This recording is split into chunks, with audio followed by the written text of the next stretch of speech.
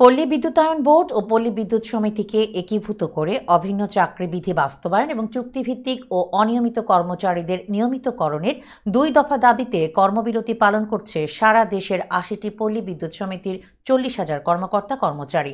বিদ্যুৎ সেবা চালু রেখে দ্বিতীয় দিনেও পল্লী বিদ্যুৎ সমিতি ২ এর কর্মকর্তা কর্মচারীরা কর্মসূচি পালন করছেন।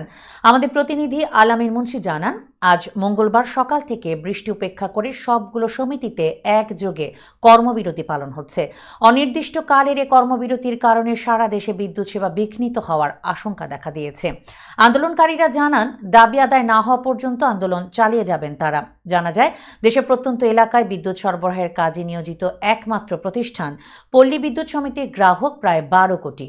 সমিতির কর্মকর্তা কর্মচারীরা নিরবচ্ছিন্ন বিদ্যুৎ সেবা দিতে জীবনের ঝুঁকি নিয়ে ঝড় বৃষ্টি প্রাকৃতিক দুর্যোগ মাথায় নিয়ে দিনরাত সেবা দিয়ে যাচ্ছে। কিন্তু সমিতির তদারকি প্রতিষ্ঠান পল্লী বিদ্যুতায়ন বোর্ডের দ্বৈত নীতির কারণে ন্যায্য সুযোগ সুবিধা হতে বঞ্চিত হচ্ছে দেশের ৮০টি পল্লী বিদ্যুৎ সমিতির প্রায় ৪০,০০০ কর্মকর্তা এবং কর্মচারী। একই প্রতিষ্ঠানে চাকরি করলেও পদপদবি, বেতন ভাতা, বোনাস সহ পদোন্নতির ক্ষেত্রে চরম বৈষম্যের শিকার হয়ে আসছে। শুধু তাই নয়, বিআরইবির অদক্ষতা ও নিম্নমানের সামগ্রীর কারণে হয়রানির শিকার হচ্ছেন।